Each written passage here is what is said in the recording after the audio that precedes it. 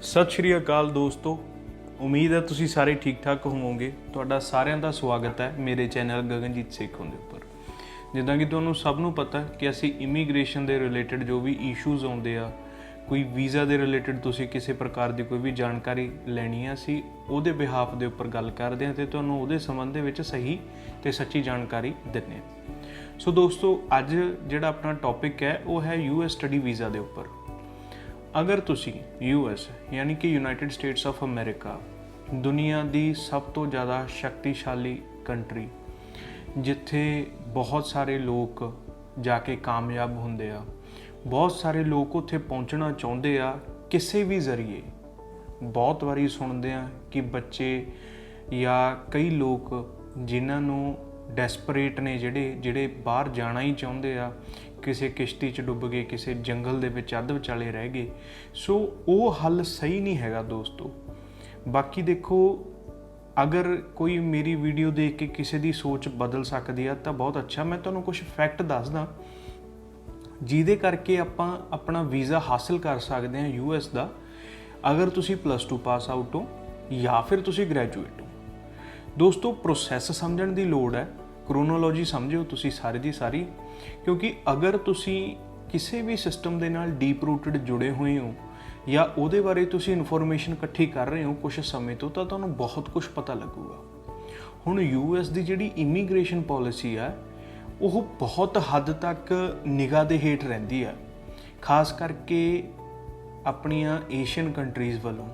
ਜਾਂ ਜਿੱਦਾਂ ਆਪਾਂ ਅਗਰ ਇੰਡੀਆ ਦੀ ਵੀ ਗੱਲ ਕਰੀਏ, ਇੰਡੀਆ ਨੂੰ USA ਦਾ ਇੱਕ ਓਵਰਆਲ ਮਾਈਂਡਸੈਟ ਬਣ ਗਿਆ ਕਿ ਇੰਡੀਆ ਇੱਕ ਟੈਕਨੀਕਲ ਤੌਰ 'ਤੇ ਬੜੀ ਮੰਨਣ ਵਾਲੀ, ਇੱਕ ਮੰਨੀ ਜਾਣ ਵਾਲੀ ਕੰਟਰੀ ਹੈ। ਜਿੱਦਾਂ ਕਿ ਆਪਣੇ ਕਈ IT ਦੇ ਬਹੁਤ ਅੱਛੇ ਹੱਬ ਨੇ, ਬੈਂਗਲੌਰ ਦੇ ਵਿੱਚ ਆ, ਜਾਂ ਫਿਰ ਜਿਵੇਂ ਬੱਚੇ ਬਹੁਤ ਅੱਛੇ, ਜਿਵੇਂ ਬੰਬੇ IIT ਹੋ ਗਈ, ਕੋਟਾ IIT, ਜਾਂ ਬਹੁਤ ਅੱਛੇ ਇੰਜੀਨੀਅਰਿੰਗ ਲੈਵਲ ਦੇ ਕੰਪਿਊਟਰ ਬੇਸਡ ਇਨਫੋਰਮੇਸ਼ਨ ਇਕੱਠੀ ਕਰਨ ਵਾਲੇ ਬੱਚੇ ਬਹੁਤ ਨੇ। ਜਿੱਦਾਂ ਕਿ ਕਈਆਂ ਨੇ ਉੱਥੇ ਜਾ ਕੇ ਆਪਣੇ ਲੈਵਲ ਵੀ ਬਹੁਤ ਅੱਛੇ ਬਣਾਏ ਨੇ। ਇੱਕ ਐਗਜ਼ਾਮਪਲ ਸੈੱਟ ਕਰਤੇ, ਜਿੱਦਾਂ ਗੂਗਲ ਦੇ CEO ਨੇ ਸੁੰਦਰ ਪਿਚਾਈ। ਸੋ ਦੋਸਤੋ, ਅਗਰ ਤੁਸੀਂ USA ਸਟੱਡੀ ਵੀਜ਼ਾ 'ਤੇ ਜਾਣਾ ਚਾਹੁੰਦੇ ਹੋ ਤਾਂ ਤੁਹਾਨੂੰ 2 ਨੰਬਰ 'ਚ ਜਾਣ ਦੀ ਕੋਈ ਜ਼ਰੂਰਤ ਨਹੀਂ। ਤੁਸੀਂ 1 ਨੰਬਰ ਦੇ ਵਿੱਚ ਇੰਟਰਵਿਊ ਪਾਰ ਕਰਕੇ, ਪੂਰੀ ਕਰਕੇ ਜਾ ਸਕਦੇ ਹੋ। ਹੁਣ ਕਠਿਨਾਈਆਂ ਕਿਹੜੀਆਂ ਆਉਂਦੀਆਂ ਨੇ, ਜਾਂ ਕਿਹੜੇ ਇਹ ਚੀਜ਼ ਨੂੰ ਜਾਂ ਤਾਂ ਇੰਪਰੂਵ ਕਰ ਲੈਣ, ਜਾਂ ਫਿਰ ਅਗਰ ਕੋਈ ਇੰਪਰੂਵ ਕਰਨ ਦੀ ਕੋਈ ਨਹੀਂ ਉਹਨਾਂ ਦੀ ਯੋਜਨਾ ਹੈਗੀ ਜਾਂ ਕੋਈ ਸੰਭਵਤਾ ਨਹੀਂ ਹੈਗੀ, ਉਹਨਾਂ ਨੂੰ ਇੰਪੋਸੀਬਲ ਲੱਗਦਾ ਕਿ ਅਸੀਂ ਆਪਣੇ ਪ੍ਰੋਫਾਈਲ 'ਚ ਨਹੀਂ ਪਾ ਸਕਦੇ, ਤਾਂ ਉਹ ਫਿਰ US ਦਾ ਅਪਲਾਈ ਨਾ ਕਰਨ, ਕਿਉਂਕਿ ਉਹ ਅਲਟੀਮੇਟ ਰਿਜੈਕਸ਼ਨ 'ਤੇ ਹੀ ਆਊਗਾ ਕੰਮ।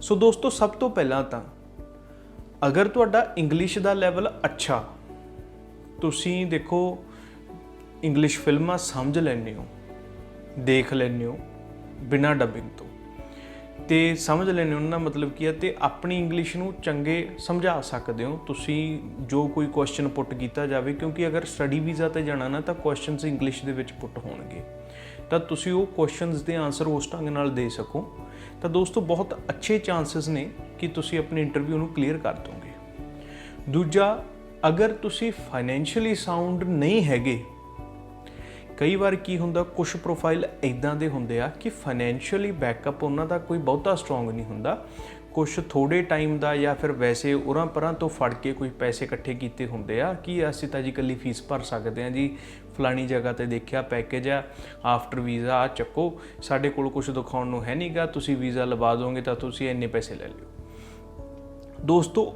ਉੱਦਾਂ ਦੀਆਂ ਚੀਜ਼ਾਂ ਵੀ ਕਿਤੇ ਨਾ ਕਿਤੇ ਅਲਟੀਮੇਟ ਰਿਜੈਕਸ਼ਨ ਤੱਕ ਆਉਂਦੀਆਂ ਨੇ। ਸੋ ਸਭ ਤੋਂ ਪਹਿਲਾਂ ਤਾਂ ਅਗਰ ਤੁਸੀਂ +2 ਪਾਸ ਆਊਟ ਹੋ ਤਾਂ ਤੁਸੀਂ ਟਰਾਈ ਕਰੋ ਕਿ ਤੁਸੀਂ ਡਿਗਰੀ ਕਰਨ ਵਾਸਤੇ ਜਾਓ। ਡਿਗਰੀ ਦਾ ਦਾਇਰਾ ਉੱਪਰ ਹੁੰਦਾ, ਛੋਟੇ ਮੋਟੇ ਸਰਟੀਫਿਕੇਟ ਕੋਰਸ ਵਾਸਤੇ ਜਾਂ ਫਿਰ ਕਿਸੇ ਹੋਰ ਪ੍ਰਕਾਰ ਦਾ ਕਈ ਵਾਰ ਕੋਈ ਕਰਾ ਦਿੰਦਾ, ਜਾਂ ਐਸੋਸੀਏਟ ਡਿਗਰੀ ਵਾਸਤੇ ਤੁਸੀਂ ਜਾ ਸਕਦੇ ਹੋ। ਐਸੋਸੀਏਟ ਡਿਗਰੀ ਦਾ ਵੀ ਫਾਇਦਾ ਰਹਿੰਦਾ, ਵੈਸੇ ਵੀ ਡਿਗਰੀ ਦਾ ਫਾਇਦਾ ਰਹਿੰਦਾ, ਅਤੇ ਡਿਪੈਂਡ ਕਰਦੀ ਹੈ, ਤੁਹਾਡੀ ਡਿਗਰੀ 3 ਸਾਲ ਦੀ ਵੀ ਹੋ ਸਕਦੀ ਹੈ, ਐਸੋਸੀਏਟ ਲੈ ਕੇ ਜਾਂਦੇ ਹੋ ਤਾਂ 4 ਸਾਲ ਦੀ ਹੋ ਜਾਂਦੀ ਆ। ਰਿਕੁਆਇਰਮੈਂਟ ਉਹੀ ਹੁੰਦੀ ਹੈ +2 ਤੋਂ ਬਾਅਦ ਕਿ ਅਗਰ ਆਈਲੈਟਸ ਕੀਤੀ ਆ ਤਾਂ 6, ਈਚ ਵੀ 6, ਓਵਰਆਲ ਵੀ 6। ਅਗਰ ਆਈਲੈਟਸ ਨਹੀਂ ਕੀਤੀ, ਚੰਗੇ CBSE ਸਕੂਲ 'ਚੋਂ ਜਾਂ ICSE ਸਕੂਲ 'ਚੋਂ ਪੜ੍ਹੇ ਹੋਏ ਹੋ, ਚੰਗੀ ਇੰਗਲਿਸ਼ ਜਾਣਦੇ ਹੋ, ਇੰਗਲਿਸ਼ 'ਚੋਂ 60-70% ਮਾਰਕਸ ਹੈਗੇ ਆ, ਤੁਸੀਂ ਨੋਰਮਲੀ ਅਗਰ ਮੇਰੇ ਸਾਹਮਣੇ ਵੀ ਬੈਠੇ ਹੋ, ਮੈਂ ਕੁਝ ਸਵਾਲ ਕਰੂੰਗਾ ਇੰਗਲਿਸ਼, ਤੁਸੀਂ ਉਹਨਾਂ ਦੇ ਜਵਾਬ ਦੇ ਸਕਦੇ ਹੋ, ਤਾਂ ਚਾਂਸਸ ਹੈਗੇ ਕਿ ਹਾਂਜੀ ਭਾਈ ਆਪਾਂ ਵਿਦਆਊਟ ਆਇਲਸ ਤੁਹਾਡੀ ਆਪਾਂ ਪ੍ਰੋਫਾਈਲ ਅੱਗੇ ਪ੍ਰੋਸੀਡ ਕਰ ਸਕਦੇ ਹਾਂ। ਸੋ ਦੋਸਤੋ, ਇੱਕ ਤਾਂ ਇਹ ਚੀਜ਼ ਹੋ ਗਈ। ਫਿਰ ਹੋ ਗਈ ਜੀ BA ਤੋਂ ਬਾਅਦ ਜਾਂ ਫਿਰ ਗ੍ਰੈਜੂਏਸ਼ਨ ਤੋਂ ਬਾਅਦ ਅਗਰ ਕਈ ਲੋਕ ਜਾਣ ਦੀ ਇੱਛਾ ਰੱਖਦੇ ਆ ਤਾਂ ਉਹ ਇਹ ਟਰਾਈ ਕਰਨ ਕਿ 2 ਸਾਲ ਦੀ ਜਿਹੜੀ ਉਹਨਾਂ ਨੇ ਅੱਗੇ ਡਿਗਰੀ ਲੈ ਕੇ ਜਾਣੀ ਹੈ, ਮਾਸਟਰਸ ਲੈ ਕੇ ਜਾਣ। ਜਾਂ ਕਈ ਵਾਰੀ ਕਿਸੇ ਦਾ ਇੱਦਾਂ ਹੁੰਦਾ ਕਿ ਇੰਡੀਆ ਦੇ ਵਿੱਚ ਹੀ ਉਹਨਾਂ ਨੇ ਮਾਸਟਰਸ ਕੀਤੀ ਹੁੰਦੀ ਹੈ ਤਾਂ ਅੱਗੇ ਕੀ ਕਰਨ। ਦੇਖੋ, ਅਗਰ ਤੁਸੀਂ ਅੱਗੇ ਰਿਸਰਚ ਵਰਕ 'ਤੇ ਜਾਂਦੇ ਹੋ ਨਾ ਤਾਂ ਉਹ ਕਿਤੇ ਨਾ ਕਿਤੇ ਮਹਿੰਗਾ ਪੈਂਦਾ, ਅਤੇ ਰਿਸਰਚ ਵਰਕ ਬਹੁਤ ਘੱਟ ਯੂਨੀਵਰਸਿਟੀ ਸਪੋਂਸਰ ਕਰਦੀਆਂ ਨੇ। ਵੈਸੇ ਜਨਰਲੀ ਕੀ ਹੁੰਦਾ ਕਿ ਅਗਰ ਤੁਸੀਂ ਕਿਸੇ ਫੀਲਡ 'ਚ ਬਹੁਤ ਅੱਛੇ ਹੋ ਨਾ, ਬਹੁਤ ਮਾਹਿਰ ਹੋ ਨਾ, ਤਾਂ ਤੁਸੀਂ ਖੁਦ ਆਪਣੇ ਤੌਰ 'ਤੇ ਆਪਣੀ ਯੂਨੀਵਰਸਿਟੀ ਦੇ ਲੈਟਰ ਹੈਡ ਤੋਂ ਜਾਂ ਫਿਰ ਜੋ ਵੀ ਹੈਗੇ ਨੇ ਅੱਗੇ ਤੁਹਾਡੇ ਅਥਾਰਟੀਜ਼ ਹੈਗੀਆਂ ਨੇ, ਉਹ ਅਗਰ ਤੁਹਾਨੂੰ ਰਿਕਮੈਂਡ ਕਰਦੇ ਆ ਤਾਂ ਯੂਨੀਵਰਸਿਟੀਜ਼ ਡਾਇਰੈਕਟਲੀ ਹੀ ਆਫਰ ਲੈਟਰ ਭੇਜ ਦਿੰਦੀਆਂ ਨੇ ਕਿ ਹਾਂਜੀ ਅਸੀਂ ਤੁਹਾਨੂੰ ਵੈਲਕਮ ਕਰਦੇ ਹਾਂ, ਤੁਸੀਂ ਰਿਸਰਚ ਕਰਨ ਵਾਸਤੇ ਸਾਡੇ ਕੋਲ ਆ ਸਕਦੇ ਹੋ। ਸੋ ਅਗਰ ਤੁਸੀਂ ਇਹ ਸੋਚਦੇ ਹੋ ਕਿ ਅਸੀਂ ਇੱਥੋਂ ਡਾਇਰੈਕਟਲੀ ਜਾਵਾਂਗੇ ਤਾਂ ਉਹ ਥੋੜ੍ਹਾ ਜਿਹਾ ਲੰਬਾ ਪ੍ਰੋਸੈਸ ਆ, ਅਤੇ ਪਲੱਸ ਉਹ ਮਹਿੰਗਾ ਵੀ ਬਹੁਤ ਪੈਂਦਾ। ਅਗਰ ਤੁਸੀਂ ਦੇਖੋ ਅਫੋਰਡ ਕਰ ਸਕਦੇ ਹੋ ਤਾਂ ਗੱਲ ਆਪਾਂ ਕਿਸੇ ਹੋਰ ਲੈਵਲ 'ਤੇ ਕਰ ਸਕਦੇ ਹਾਂ ਜੀ। ਸੋ ਇੱਕ ਤਾਂ ਆਹ ਚੀਜ਼ ਹੋ ਗਈ। ਸੋ ਇੱਥੇ ਆਪਾਂ ਨੇ ਡਿਸਕਸ਼ਨ ਕਰ ਲਈ ਜੀ +2 pass out the we, graduate ਦੀ ਵੀ। ਸੋ ਹੁਣ ਗੱਲ ਆ ਗਈ ਜੀ ਇੰਟਰਵਿਊ ਦੀ। ਇੰਟਰਵਿਊ ਚੀਜ਼ ਕੀ ਹੈ? ਸਭ ਤੋਂ ਪਹਿਲਾਂ ਤਾਂ ਦੋਸਤੋ, ਜਦੋਂ ਵੀ ਆਪਾਂ US ਦੀ ਫਾਈਲ ਲਗਾਉਂਦੇ ਹਾਂ, ਇੱਕ ਤੁਹਾਡੇ ਸਰਵਿਸ ਚਾਰਜਸ ਹੁੰਦੇ $350 ਪੇ ਕਰ ਦਿਓ ਤੁਸੀਂ। ਕਈ ਵਾਰ ਹੋ ਸਕਦਾ ਜਦੋਂ ਤੁਸੀਂ ਕਿਤੋਂ ਫਾਈਲ ਲਗਾਉਂਦੇ ਹੋ ਅਗਲਾ ਵੱਧ ਘੱਟ ਤੁਹਾਡੇ ਤੋਂ ਚਾਰਜ ਕਰੇ ਜਾਂ ਜੋ ਵੀ ਹੈ, ਪਰ ਤੁਹਾਡੀ ਇਨਫੋਰਮੇਸ਼ਨ ਵਾਸਤੇ ਇਹਨੂੰ ਤੁਸੀਂ ਚੈੱਕ ਵੀ ਕਰ ਸਕਦੇ ਹੋ। ਸਰਵਿਸ ਫੀਸ ਹੁੰਦੀ ਆ। ਸਰਵਿਸ ਫੀਸ ਇਹ US ਅਥਾਰਟੀਜ਼ ਦੇ ਅੰਡਰ ਆਉਂਦੀ ਆ। ਹੁਣ ਨਾ ਇੱਕ ਹੋਮਲੈਂਡ ਸਿਕਿਉਰਿਟੀ ਹੁੰਦੀ ਆ US ਦੇ ਵਿੱਚ। ਹੋਮਲੈਂਡ ਵਾਲੇ ਕਿਹਦੇ ਨਾਲ ਡੀਲ ਕਰਦੇ ਹੁੰਦੇ ਆ? ਜਿੱਦਾਂ ਕਿ ਇਹ ਪਰਟੀਕੂਲਰਲੀ ਐਕਟਿਵ 9/11 ਤੋਂ ਬਾਅਦ ਹੋਏ ਆ, ਮਤਲਬ ਜਾਂ ਫਿਰ ਆਪਾਂ ਕਹਿ ਸਕਦੇ ਹਾਂ ਕਿ ਜਦੋਂ ਇਹ ਬਹੁਤ ਜ਼ਿਆਦਾ ਵੀ ਚੀਜ਼ਾਂ ਨੂੰ ਡੂੰਘਾਈ 'ਚ ਦੇਖਣ ਲੱਗ ਗਏ। ਸੋ US ਅੱਜ ਦੇ ਤੌਰ 'ਤੇ ਅਗਰ ਕਿਸੇ ਵੀ ਬੱਚੇ ਨੂੰ ਬੁਲਾਉਣਾ ਚਾਹੁੰਦਾ, ਦੇਖੋ ਹੈਗਾ ਤਾਂ ਬਿਜ਼ਨਸ ਹੈ, ਚਾਹੇ ਇਹਨਾਂ ਦੀਆਂ ਯੂਨੀਵਰਸਿਟੀਜ਼ ਕਮਾਉਣ, ਅਗਰ ਸਿੱਧੇ ਢੰਗ ਨਾਲ ਇਹਨਾਂ ਦੇ ਕੋਲ ਪੈਸਾ ਆ ਰਿਹਾ ਤਾਂ ਕੋਈ ਕੰਟਰੀ ਨਹੀਂ ਛੱਡਦੀ, ਹਰੇਕ ਹੀ ਚਾਹੁੰਦਾ ਕਿ ਸਾਡੇ ਕੋਲ ਆਵੇ ਬੱਚਾ। ਸੋ ਸਰਵਿਸ ਫੀਸ ਭਰਨ ਤੋਂ ਬਾਅਦ ਨਾ ਤੁਹਾਡੀ I-20 ਆ ਜਾਂਦੀ ਆ। ਸਰਵਿਸ ਫੀਸ ਦੇ ਵਿੱਚ ਜਦੋਂ ਆਪਾਂ ਤੁਹਾਡਾ ਸਰਵਿਸ ਫਾਰਮ ਭਰਦੇ ਹਾਂ, ਉਹ ਨਾ ਇੱਕ ਆਪਾਂ ਕਹਿ ਲਈਏ ਜਿੱਦਾਂ ਉਹਦੇ 'ਤੇ ਸਾਰੀ ਤੁਹਾਡੀ ਇਨਫੋਰਮੇਸ਼ਨ ਆ ਜਾਂਦੀ ਆ। ਕੱਲੀ ਚੀਜ਼ ਦਾ ਤੁਹਾਡਾ ਪਤਾ ਲੱਗ ਜਾਂਦਾ, ਤੁਹਾਡੇ ਤੁਸੀਂ ਕਿੰਨੇ ਫੰਡ ਸ਼ੋ ਕੀਤੇ ਆ, ਕਿਹੜੇ ਸਕੂਲ 'ਚੋਂ ਕਦੋਂ ਪਰਸੈਂਟੇਜ ਵਾਈਜ਼, ਤਾਂ ਉਹ ਫਾਰਮ ਪੂਰਾ ਹੁੰਦਾ। ਉਹ ਫਾਰਮ ਤੁਸੀਂ ਜਦੋਂ ਭਰਦੇ ਹੋ ਉਸ ਤੋਂ ਬਾਅਦ ਦੇ ਵਿੱਚ ਫੀਸ ਰਸੀਦਾਂ ਵਗੈਰਾ ਸਭ ਕੁਝ ਈਚ ਐਂਡ ਐਵਰੀਥਿੰਗ। ਫਿਰ ਚਲੋ ਤੁਹਾਡੀ I-20 ਰਿਲੀਜ਼ ਹੋ ਜਾਂਦੀ ਹੈ, ਅਤੇ ਉਸ ਤੋਂ ਬਾਅਦ ਤੁਸੀਂ ਆਪਣਾ DS-160 ਫਾਰਮ ਭਰ ਸਕਦੇ ਹੋ।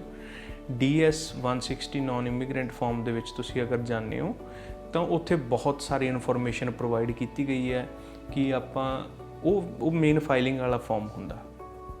ਕਈ ਵਾਰੀ ਕੁਝ ਇੱਦਾਂ ਦੀਆਂ ਵੀ ਆਪਾਂ ਚੀਜ਼ਾਂ ਸੁਣਦੇ ਹਾਂ ਜੀ ਵੀ US ਬੜਾ ਨਾ ਟ੍ਰਿਕੀ ਜਿਹਾ ਕੰਮ ਕਰਦਾ। ਕਈ ਵਾਰ ਤਾਂ ਕਿਸੇ ਨਾ ਕਿਸੇ ਬੱਚੇ ਦਾ ਮੂੰਹ ਦੇਖ ਕੇ ਮੋੜ ਦਿੰਦਾ। ਕਈ ਵਾਰ ਅਗਰ ਕਿਸੇ ਦੇ ਕੋਲ ਐਡੀ ਮੋਟੀ ਫਾਈਲ ਵੀ ਹੁੰਦੀ ਆ ਤਾਂ ਉਹਨੂੰ ਵੀ ਨਹੀਂ ਵੀਜ਼ਾ ਦਿੰਦੇ। ਕਈ ਵਾਰ ਕਿਸੇ ਕੋਲ 2 ਪੇਜ ਫੜਾ ਦਿੰਦਾ ਅਗਲਾ, ਤਾਂ ਅਗਲੇ ਨੂੰ ਵੀਜ਼ਾ ਮਿਲ ਜਾਂਦਾ। ਦਰਅਸਲ ਮਿੱਥਾਂ ਬਹੁਤ ਬਣ ਗਈਆਂ। ਮਿੱਥਾਂ ਬਣਨ ਦਾ ਕਾਰਨ ਕੀ ਹੋ ਗਿਆ? ਕਿਉਂਕਿ ਲੋਕ ਨਾ ਤਾਂ ਇਹਦੇ ਬਾਰੇ ਕਦੇ ਕਿਸੇ ਨੇ ਰਿਸਰਚ ਕੀਤੀ ਆ, ਲੋਕ ਕੰਸਲਟੈਂਟ ਕਹਾਉਂਦੇ ਜ਼ਰੂਰ ਆ, ਬਟ ਕੋਈ ਚੰਗੇ ਢੰਗ ਨਾਲ ਰਿਸਰਚ ਨਹੀਂ ਕਰਦਾ। ਵੀਜ਼ਾ ਅਗਰ ਉਹਨਾਂ ਨੇ ਇੱਕ ਐਮਬੈਸੀ ਖੋਲ੍ਹੀ ਆ ਅਤੇ ਔਨਲਾਈਨ ਉਹਨਾਂ ਨੇ ਫਾਰਮ ਬਣਾਏ ਨੇ, ਤਾਂ ਉਹ ਕਾਹਦੇ ਵਾਸਤੇ ਬਣਾਏ ਨੇ? ਕਿ ਤੁਸੀਂ ਅਪਲਾਈ ਕਰੋ, ਅਤੇ ਉਹ ਅੱਗੇ ਵੀਜ਼ਾ ਆਫਿਸਰ ਦੀ ਮਰਜ਼ੀ ਆ ਉਹਨੇ ਤੁਹਾਨੂੰ ਵੀਜ਼ਾ ਦੇਣਾ ਜਾਂ ਨਹੀਂ ਦੇਣਾ। ਅਤੇ ਉਹਦੇ ਲਈ ਇੱਕ ਛੋਟੀ ਜਿਹੀ ਚੀਜ਼ ਰਿਕਮੈਂਡਡ ਹੈ, ਅਤੇ ਉਹ ਚੀਜ਼ ਜ਼ਰੂਰੀ ਵੀ ਹੈ ਕਿ ਹਾਂਜੀ ਭਾਈ ਅਸੀਂ ਤੁਹਾਨੂੰ ਫੇਸ ਟੂ ਫੇਸ ਜੱਜ ਕਰਾਂਗੇ, ਅਸੀਂ ਦੇਖਾਂਗੇ ਕਿ ਤੁਹਾਡੇ 'ਚ ਕੀ ਹੈਗਾ। ਸੋ ਅਗਰ ਤੁਹਾਡੀ ਫਾਈਲ ਤੱਥਾਂ ਦੇ ਉੱਤੇ ਆਧਾਰਿਤ ਹੈ, ਤੁਹਾਡੇ ਕੋਲੇ ਸੈਟਿਸਫੈਕਟਰੀ ਫੰਡਸ ਹੈਗੇ ਆ। ਹੁਣ ਦੇਖੋ ਸੈਟਿਸਫੈਕਟਰੀ ਫੰਡਸ ਆਪਾਂ ਕਿੱਦਾਂ ਕਹਿ ਸਕਦੇ ਹਾਂ ਕਿ ਦੇਖੋ ਅਗਰ ਨਾ ਤੁਸੀਂ ਪਿੱਛੋਂ ਵੈਲ ਆਫ ਹੋ, ਤੁਸੀਂ ਚਾਹੇ ਤੁਹਾਡੇ ਕੋਈ ਮਾਂ-ਬਾਪ ਕੋਈ ਨੌਕਰੀ ਪੇਸ਼ਾ ਨੇ, ਜਾਂ ਫਿਰ ਤੁਸੀਂ ਚੰਗੇ ਜ਼ਮੀਨ ਜਾਇਦਾਦ ਵਾਲੇ ਹੋ, ਜਾਂ ਫਿਰ ਕੋਈ ਪੁਰਾਣਾ ਪੈਸਾ ਤੁਹਾਡੇ ਕੋਲ ਸਾਂਭਿਆ ਪਿਆ, FDs ਵਗੈਰਾ ਹੈਗੀਆਂ ਨੇ ਤੁਹਾਡੇ ਕੋਲੇ, 20-25 ਲੱਖ ਦੀਆਂ FDs ਹੈਗੀਆਂ ਨੇ, ਤਾਂ ਆਪਾਂ ਉਹ ਚੀਜ਼ ਨੂੰ ਯੂਜ਼ ਕਰ ਸਕਦੇ ਹਾਂ। ਪਰ ਇੱਕ ਇਹ ਚੀਜ਼ ਯਾਦ ਰੱਖਿਓ, ਕਈ ਵਾਰੀ ਸਾਡੇ ਕੋਲ ਇੱਦਾਂ ਦੇ ਕਲਾਇੰਟ ਆ ਜਾਂਦੇ ਆ ਕਿ ਅਸੀਂ ਨਾ ਜੀ ਕਿਸ ਤੋਂ ਕਿਸੇ ਦੀ ਆਪਾਂ ਐਫਡੀ, ਜਿਵੇਂ ਕਈ ਸਾਡੇ ਜ਼ਿਮੀਂਦਾਰ ਭਰਾ ਜੀ ਵੀ, ਅਸੀਂ ਅਗਰ ਸਾਡਾ ਨਾ ਕੋਈ ਫਲਾਣਾ ਮਿੱਤਰ ਹੈ ਆੜਤੀ ਨੇ ਵੀ ਜੇ ਇਹ ਦਿਖਾ ਦੇਣ, ਜਾਂ ਸਾਡਾ ਰਿਸ਼ਤੇਦਾਰ ਬਾਹਰੋਂ ਜਾਂ ਇਹ ਦਿਖਾ ਦੇਣ, ਤਾਂ ਉਹ ਕਿਤੇ ਨਾ ਕਿਤੇ ਕਿਸੇ ਜਦੋਂ ਮਨਾ ਕਰ ਦਈਦਾ ਤਾਂ ਉਹ ਕਿਸੇ ਹੋਰ ਕੋਲ ਚੱਲ ਜਾਂਦੇ, ਅਤੇ ਬਾਅਦ ਦੇ ਵਿੱਚ ਉਹ ਫਿਰ ਕਿਤੇ ਨਾ ਕਿਤੋਂ ਇਨਫੋਰਮੇਸ਼ਨ ਮਿਲਦੀ ਹੈ ਕਿ ਹਾਂਜੀ ਉਹ ਫੰਡ ਉਹੀ ਲੱਗ ਗਏ।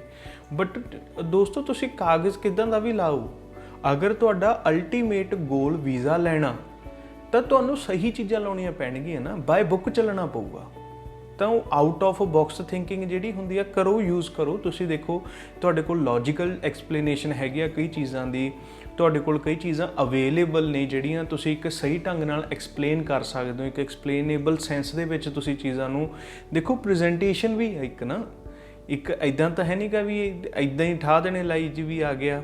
ਬਾਕੀ ਅਗਰ ਆਪਾਂ ਨੂੰ ਪਤਾ ਕਿ ਥੋੜ੍ਹੀ ਜਿਹੀ ਇਹ ਐਮਬੈਸੀ ਚੂਜ਼ੀ ਹੈ, US ਹਾਈ ਕਮਿਸ਼ਨ ਥੋੜ੍ਹਾ ਜਿਹਾ ਚੂਜ਼ੀ ਹੈ, ਤਾਂ ਆਪਣੇ ਆਪ ਨੂੰ ਅਲੱਗ ਕਰ ਲਓ ਨਾ ਭੀੜ ਤੋਂ। ਅਲੱਗ ਕਿੱਦਾਂ ਕਰੋਗੇ? ਸਭ ਤੋਂ ਪਹਿਲੀ ਚੀਜ਼, ਹੁਣ ਮੈਂ ਕਿਸੇ ਬੱਚੇ ਦੀ ਇੰਟਰਵਿਊ ਦੀ ਤਿਆਰੀ ਕਰਵਾ ਰਿਹਾ ਸੀ,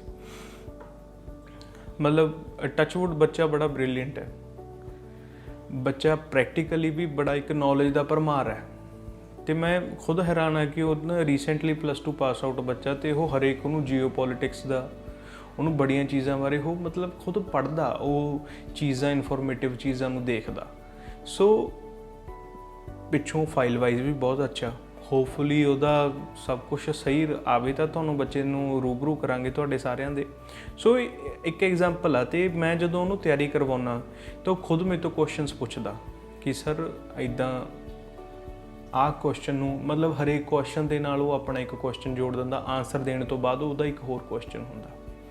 ਸੋ ਮੈਨੂੰ ਇਹ ਚੀਜ਼ ਜੈਨੂਇਨਲੀ ਲੱਗਦੀ ਆ ਕਿ ਜਿੰਨਾ ਜਿਹੋ ਜਿਹਾ ਪ੍ਰੋਫਾਈਲ ਉਹ ਬੱਚੇ ਦਾ, ਅਗਰ ਕੋਈ ਮਤਲਬ ਕਿਸੇ ਪ੍ਰਕਾਰ ਦੀ ਕੋਈ ਕੁਤਾਹੀ ਫਾਈਲਿੰਗ 'ਚ ਨਾ ਹੋਵੇ ਨਾ, ਅਤੇ ਉਹ ਬੱਚੇ ਦੇ ਸਹੀ ਮਤਲਬ ਟਾਈਮ ਦੇ ਉੱਤੇ ਮਤਲਬ ਉਹਦਾ ਪ੍ਰੋਪਰ ਉਹ ਜਾਵੇ ਅਤੇ ਵੀਜ਼ਾ ਆਫਿਸਰ ਨੂੰ ਫੇਸ ਕਰੇ, ਮੈਂ 100% ਯਕੀਨ ਦੇ ਨਾਲ ਕਹਿ ਸਕਦਾ ਕਿ ਉਹ ਬੱਚੇ ਦਾ ਵੀਜ਼ਾ ਨਿਕਲ ਜਾਏਗਾ।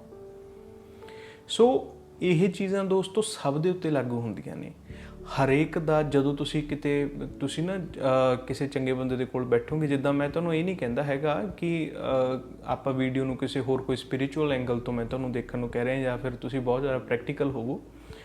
ਦੇਖੋ ਚੀਜ਼ ਕੀ ਆ ਨਾ, ਕਿ ਜਦੋਂ ਆਪਾਂ ਕਿਸੇ ਕੰਟਰੀ ਦੇ ਵਿੱਚ ਜਾ ਰਹੇ ਹਾਂ, ਉਹ ਵੀ US ਵਰਗੀ ਕੰਟਰੀ ਦੇ ਵਿੱਚ, ਤਾਂ ਗੀਜੇ 'ਚ ਤਾਂ ਪੈਸੇ ਹੋਣੇ ਚਾਹੀਦੇ ਆ, ਤਾਂ ਇਹ ਤਾਂ ਗੱਲ ਤੁਹਾਨੂੰ ਮੰਨਣੀ ਪੈਣੀ ਆ।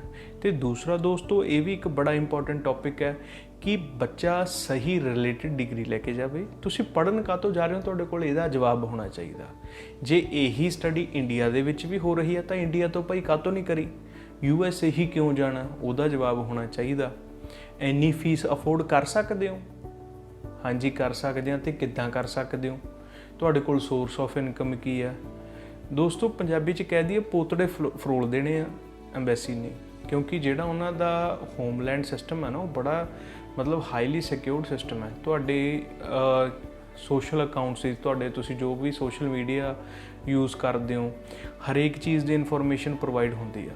ਜਿੱਦਾਂ ਕਈ ਬੱਚਿਆਂ ਨੂੰ ਆਦਤ ਹੁੰਦੀ ਹੈ ਨਾ ਕਿਸੇ ਟਾਈਮ, ਹਾਂਜੀ ਵੀ ਮੋਢੇ 'ਤੇ ਕੰਨ ਰੱਖ ਕੇ ਫੋਟੋ ਪਾਤੀ, ਜਾਂ ਫੀਮ ਦੀ ਗੋਲੀ ਵੱਟ ਕੇ ਵੀਡੀਓ ਬਣਾ ਕੇ ਪਾਤੀ। ਦੋਸਤੋ ਇਹ ਚੀਜ਼ਾਂ ਕਿਤੇ ਨਾ ਕਿਤੇ, ਜਦੋਂ ਉਹਨਾਂ ਕੋਲ ਤੁਹਾਡੀ ਪ੍ਰੋਫਾਈਲ ਆ ਨਾ, ਉਹਨਾਂ ਦੀਆਂ ਬਹੁਤ ਹਾਈਲੀ ਕੇਪੇਬਲ ਟੀਮਸ ਨੇ ਜਿਹੜੀਆਂ ਤੁਹਾਨੂੰ ਅਸੈਸ ਕਰਦੀਆਂ ਨੇ। ਉਹਨਾਂ ਨੇ ਇੱਕ ਨਜ਼ਰ ਦਾ ਵੱਟਾ ਦੇਣਾ ਅਤੇ ਪਤਾ ਲੱਗ ਜਾਊਗਾ ਕਿ ਹਾਂ ਤੁਸੀਂ ਕਿੰਨੇ ਕੁ ਪਾਣੀ 'ਚੋਂ।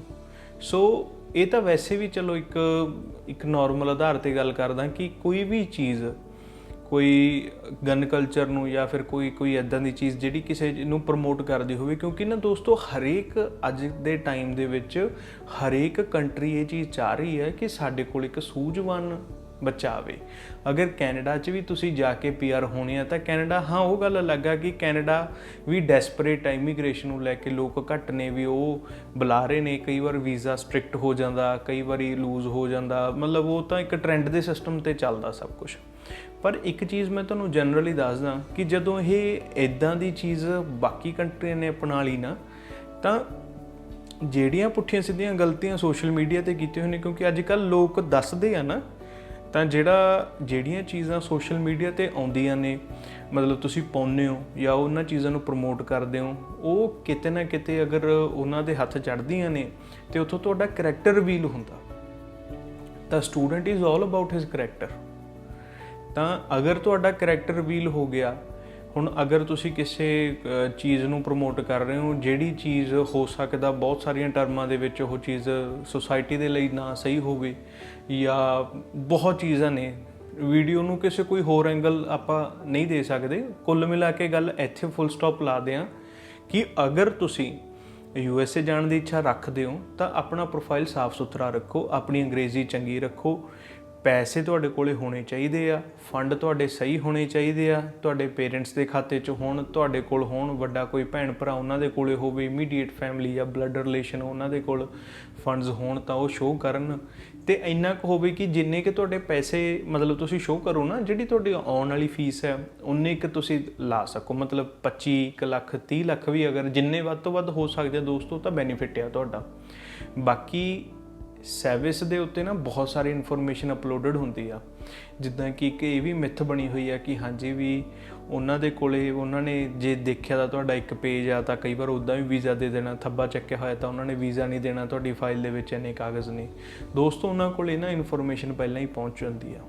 ਸੈਵਿਸ ਫਾਰਮ ਜਦੋਂ ਉਹਦੇ ਉੱਤੇ ਇਨਫੋਰਮੇਸ਼ਨ ਭਰੀ ਜਾਂਦੀ ਆ ਨਾ, ਜਦੋਂ I-20 ਰਿਲੀਜ਼ ਹੁੰਦੀ ਆ ਉਹਦੀ $350 ਫੀਸ ਭਰੀ ਜਾਂਦੀ ਆ, ਤਾਂ ਦੋਸਤੋ ਉਹਦੇ 'ਤੇ ਤੁਹਾਡਾ ਹਰੇਕ ਚੀਜ਼, ਤੁਹਾਡੇ ਕੀ ਤੁਸੀਂ ਨੇ ਪੜ੍ਹਿਆ, ਕੀ ਪੜ੍ਹਨ ਜਾਣਾ, ਕਿੰਨੀ ਫੀਸ ਹੈ, ਕੌਣ ਫੰਡ ਸ਼ੋਅ ਕਰ ਰਿਹਾ, ਕਿੰਨੇ ਫੰਡ ਨੇ, ਤੁਹਾਡੀ ਕੱਲੀ ਚੀਜ਼ ਉਹਦੇ 'ਚ ਆ ਜਾਂਦੀ ਆ। ਸੋ ਪਹਿਲਾਂ ਹੀ ਇਨਫੋਰਮੇਸ਼ਨ ਤੁਹਾਡੀ ਅਸੈਸ ਹੋ ਜਾਂਦੀ ਆ। ਕੈਂਡੀਡੇਟਸ ਸ਼ਾਰਟ ਲਿਸਟ ਕਰ ਦਿੱਤੇ ਜਾਂਦੇ ਆ। ਸ਼ਾਰਟ ਲਿਸਟ ਕਰਨ ਤੋਂ ਬਾਅਦ ਜਿਹੜੇ ਅੱਛੇ ਕੈਂਡੀਡੇਟ ਹੁੰਦੇ ਆ ਉਹਨਾਂ ਨੂੰ ਬੁਲਾਇਆ ਜਾਂਦਾ, ਉਹਨਾਂ ਦੀ ਇੰਟਰਵਿਊ ਕਰਵਾਈ ਜਾਂਦੀ ਆ। ਇੰਟਰਵਿਊ ਦੇ ਵਿੱਚ ਵੀ ਕੋਈ ਉਹ ਆਦੀ ਮਾਨਵਤਾ ਹੈ ਨਹੀਂ ਕਿ ਵੀ ਤੁਹਾਨੂੰ ਜਾਣ ਸਾਰ ਨਿਕਲ ਜਾਣਗੇ। ਸੋ ਬੰਦਿਆਂ ਵਰਗੇ ਬੰਦੇ ਹੁੰਦੇ ਆ। ਬੰਦਿਆਂ ਦੇ ਨਾਲ ਜਦੋਂ ਉਮਰ ਦਾ ਤਜਰਬਾ ਆ ਜਾਂਦਾ ਤਾਂ ਬੋਲਣ ਦੀ ਅਕਲ ਤਕਰੀਬਨ ਬੰਦੇ ਨੂੰ ਆਏ ਜਾਂਦੀ ਆ। ਪਰ ਅੱਜ ਕੱਲ੍ਹ ਦੀ ਜਨਰੇਸ਼ਨ ਬੜੀ ਸਮਾਰਟ ਜਨਰੇਸ਼ਨ ਹੈ। ਅਗਰ ਤੁਹਾਡਾ ਕਿਤੇ ਨਾ ਕਿਤੇ ਸੁਪਨਾ ਹੈਗਾ ਨਾ, ਤੁਸੀਂ USA ਜਾਣਾ ਚਾਹੁੰਦੇ ਹੋ, ਤਾਂ ਸਮਾਂ ਨਾ ਖਰਾਬ ਕਰੋ, ਕਿਉਂਕਿ ਫਿਲਹਾਲ ਜੀਓਪੋਲੀਟੀਕਲ ਅਗਰ ਆਪਾਂ ਲੈਵਲ 'ਤੇ ਗੱਲ ਕਰੀਏ ਤਾਂ US ਦਾ ਵੀਜ਼ਾ ਨਿਕਲ ਰਿਹਾ, ਤਾਂ ਉਹ ਕਿਤੇ ਨਾ ਕਿਤੇ ਇੰਡੀਆ ਨੂੰ ਲੈ ਕੇ ਠੀਕ ਹੈ, ਉਹਦਾ ਰਵੱਈਆ ਕੋਈ ਬਾਹਲਾ ਜ਼ਿਆਦਾ ਖਰਾਬ ਨਹੀਂ ਹੈਗਾ ਕਿ ਹਾਂਜੀ ਵੀ ਚੰਗੇ ਪ੍ਰੋਫਾਈਲ ਸਰਵਿਸ ਦੇਖ ਕੇ ਵੀ ਉਹ ਮੋੜੀ ਜਾਂਦੇ ਆ, ਵੀਜ਼ੇ ਨਹੀਂ ਦੇ ਰਹੇ, ਇਹੋ ਜਿਹਾ ਕੁਛ ਨਹੀਂ ਹੈਗਾ। ਚੰਗਾ ਪ੍ਰੋਫਾਈਲ ਲੈ ਕੇ ਆਓ, ਕੋਈ ਬਹੁਤੇ ਪੁਰਾਣੇ ਫੰਡਾਂ ਦੀ ਵੀ ਨਹੀਂ ਲੋੜ ਹੈਗੀ। ਅਗਰ ਕਿਤੇ ਨਾ ਕਿਤੇ ਤੁਹਾਡੇ ਮਾਈਂਡ ਦੇ ਵਿੱਚ ਇਹ ਸ਼ੰਕਾ ਚੱਲਦਾ ਕਿ ਭਾਈ ਸਾਡਾ ਪੈਸਾ ਨਾ ਫਸ ਜੇ, ਤਾਂ ਜਿਹੜੀਆਂ ਫੀਸਾਂ ਨੇ ਉਹ ਤੁਸੀਂ ਵੀਜ਼ਾ ਲੱਗਣ ਤੋਂ ਬਾਅਦ ਦੇ ਵਿੱਚ ਦੇ ਸਕਦੇ ਹੋ। ਅਸੀਂ ਉਹਨਾਂ ਦੇ ਵਿੱਚ ਤੁਹਾਡੀ ਹੈਲਪ ਕਰ ਸਕਦੇ ਹਾਂ, 100% ਕਰ ਸਕਦੇ ਹਾਂ। ਆਪਣਾ ਪ੍ਰੋਫਾਈਲ ਅਸੈਸ ਕਰਵਾਓ, ਪਤਾ ਲੱਗੇ ਤੁਹਾਨੂੰ ਕਿ ਤੁਸੀਂ US ਦੇ ਲਈ ਤੁਹਾਡੀ ਫਾਈਲ ਐਲੀਜੀਬਲ ਹੈਗੀ ਆ ਕਿ ਨਾ। ਅਗਰ ਤੁਹਾਡਾ ਕਿਤੇ ਨਾ ਕਿਤੇ ਲੱਗਦਾ ਕਿ ਨਹੀਂ ਬਣਦਾ ਤਾਂ ਕੰਟਰੀ ਨੂੰ ਸਵਿਚ ਕਰ ਲਓ, ਕੋਈ ਹੋਰ ਕੰਟਰੀ ਦੇ ਵਿੱਚ ਚੱਲ ਜਾਓ। ਪਰ ਨਾ ਆਪਣਾ ਸਮਾਂ ਖਰਾਬ ਕਰੋ, ਨਾ ਆਪਣਾ ਪੈਸਾ ਖਰਾਬ ਕਰੋ, ਕਿਉਂਕਿ ਤੁਹਾਡੀ ਘੱਟ ਨੌਲੇਜ ਕਿਸੇ ਦਾ ਵਪਾਰ ਬਣ ਜਾਂਦੀ ਆ। ਸੋ ਦੋਸਤੋ, ਇਹੀ ਕਹਿੰਦਾ ਹੋਇਆ ਮੈਂ ਤੁਹਾਡੇ ਤੋਂ ਇਜਾਜ਼ਤ ਲੈਣਾ। ਨੀਚੇ ਦਿੱਤੇ ਨੰਬਰਾਂ ਦੇ ਉੱਤੇ ਕੰਟੈਕਟ ਕਰਕੇ ਤੁਸੀਂ ਸਾਡੇ ਕੋਲੇ ਆ ਸਕਦੇ ਹੋ, ਸਮਾਂ ਲੈ ਸਕਦੇ ਹੋ, ਮਿਲ ਸਕਦੇ ਹੋ। ਜਿਨ੍ਹਾਂ ਨੂੰ ਸਮਾਂ ਨਹੀਂ ਦਿੱਤਾ ਜਾਂਦਾ, ਕਈਆਂ ਦੇ ਨਹੀਂ ਫੋਨ ਰਿਸੀਵ ਕੀਤੇ ਜਾਂਦੇ, ਉਹਨਾਂ ਨੂੰ ਤਹਿ ਦਿਲੋਂ ਮਾਫੀ ਦੋਸਤੋ, ਕਿ ਕਈ ਵਾਰੀ ਇੱਦਾਂ ਹੁੰਦਾ ਕਿ ਥੋੜ੍ਹਾ ਜਿਹਾ ਐਕਸਟ੍ਰੀਮਲੀ ਬਿਜ਼ੀ ਸ਼ੈਡਿਊਲ ਹੋਣ ਕਾਰਨ ਹੁੰਦਾ। ਬਟ ਅਸੀਂ ਉਹ ਚੀਜ਼ਾਂ ਨੂੰ ਇੰਪਰੂਵ ਕਰ ਰਹੇ ਹਾਂ ਕਿ ਤੁਹਾਨੂੰ ਕੋਈ ਇਸ਼ੂ ਨਾ ਆਵੇ। ਆਪਣਾ ਸਾਰਾ ਆਉਣ ਵਾਲੇ ਸਮੇਂ ਦੇ ਵਿੱਚ ਸਾਰੀਆਂ ਚੀਜ਼ਾਂ ਥੋੜ੍ਹੀਆਂ ਜਿਹੀਆਂ ਹੋਰ ਸਹੀ ਹੋ ਜਾਣਗੀਆਂ, ਕਿਉਂਕਿ ਅਸੀਂ ਕੰਮ ਕਰ ਰਹੇ ਹਾਂ ਇਹਨਾਂ ਚੀਜ਼ਾਂ ਨੂੰ ਥੋੜ੍ਹਾ ਹੋਰ ਡਿਜੀਟਲਾਈਜ਼ ਕਰਨ ਦੇ ਲਈ, ਤਾਂ ਕਿ ਤੁਹਾਡੇ ਹਰੇਕ ਚੀਜ਼ ਦਾ ਜਵਾਬ ਤੁਹਾਨੂੰ ਉਹਦੇ 'ਤੇ ਮਿਲ ਸਕਿਆ ਕਰੇ। ਸੋ ਦੋਸਤੋ, ਉਮੀਦ ਕਰਦਾ ਤੁਹਾਨੂੰ ਇਹ ਇਨਫੋਰਮੇਸ਼ਨ ਸਹੀ ਲੱਗੀ ਹੋਊਗੀ। ਕਮੈਂਟ ਕਰਕੇ ਆਪਣਾ ਪਿਆਰ ਦਿਓ। ਅਗਰ ਕਿਤੇ ਕੋਈ ਗਲਤ ਵਰਡ ਬੋਲਿਆ ਗਿਆ ਹੋਵੇ, ਕੋਈ ਇੱਦਾਂ ਦੀ ਚੀਜ਼ ਆ, ਤਾਂ ਉਹਦੇ ਲਈ ਮੈਂ ਪਹਿਲਾਂ ਹੀ ਮਾਫੀ ਮੰਗ ਲੈਂਦਾ। ਆਪਣਾ ਖਿਆਲ ਰੱਖੋ। ਸੋ ਮਿਲਦੇ ਹਾਂ ਅਗਲੀ ਵੀਡੀਓ ਦੇ ਵਿੱਚ। ਧੰਨਵਾਦ।